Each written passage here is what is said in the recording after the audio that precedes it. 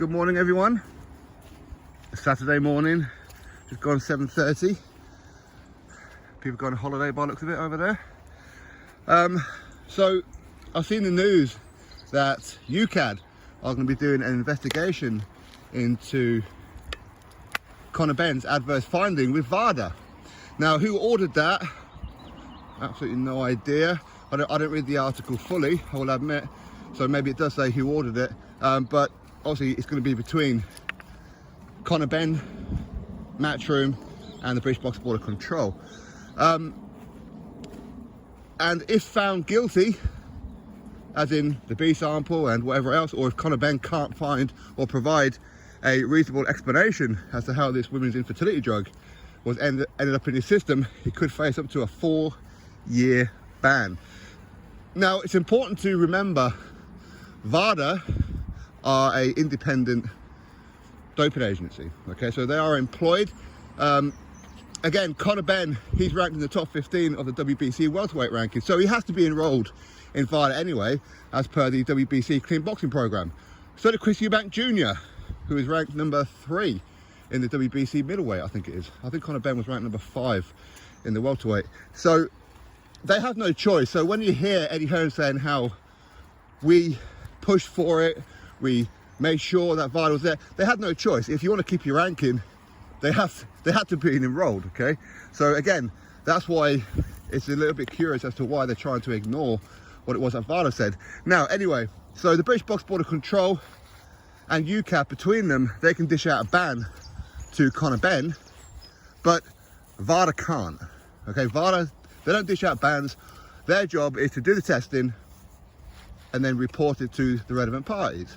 Now, the WBC, they will have been made aware of it, and there's a very real chance that Conor Benn is going to be dropped from their rankings while this investigation goes on, and he won't be allowed to participate in any WBC sanctioned bouts. Maybe some other states in America or whatever could ban Conor Benn, suspend him if you like. The British Box Board of Control, UKAD, are they likely to ban Conor Benn though? I don't know. I mean, considering that the British Box Board of Control, firstly, don't recognise VADA. That's why they use UKAD, right? So it is a little curious as to what they would do if they had found him, because again, you have to question, well, why is it that VADA found it, but UKAD didn't? It's a strange one. And of course, with the British Box Board of Control refusing to sanction the fight, after it was made public, of course, not beforehand, just to get that clear, you do have to wonder what it is that they would actually do. So if Conor Benn can't provide a reasonable explanation as to how it happened, or he can't provide proof that maybe he didn't do it, maybe it was an adverse finding, maybe it was contaminated, cross-contamination, these things happen, okay? It's boxing, it's testing, it's human error, it's all those kind of things, right? But it's going to be interesting, very, very interesting. A 4-year ban for a first offence. Listen, arguably, maybe that's what it should all be. Maybe a 2-year ban, quite clearly at times, isn't enough of a deterrent to risk it. Oh, it's only 2 years. Whereas you get some athletes, professional boxers, who will fail tests and get like a 6-month ban. Canelo. Fighters who get a 2-year ban. Tyson Fury. You get other people who get like 4-year bans for something that's not even a PED, for like cocaine. I forget the lad's name. I think he's a Dennis Hobson fighter. So the rules are not strict enough. They're just not. They're not transparent enough. Nobody can follow these particular rules. So it's going to be interesting, very interesting. Maybe the board, UKAD, they're going to make an example out of Conor Benn. He's a high-profile fighter here in the UK. Let's make an example out of him. I do feel that when Tyson Fury popped, and when they eventually start to do the investigation, was it 16 months later, I think that they were trying to make him a bit of a scapegoat, a deterrent.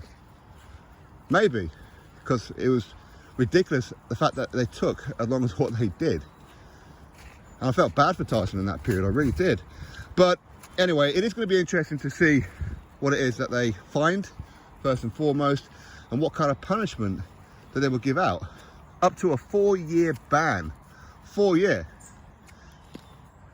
In some ways, he's kind of gets away with it lightly in some ways because he's only, what, 26, 27 years old?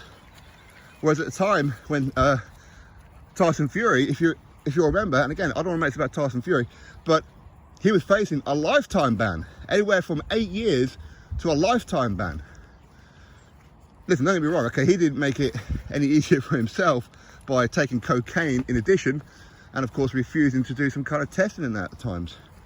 So of course that certainly didn't help. But anyway, it's going to be interesting to find out, to see what happens with Conor Benn and this whole investigation.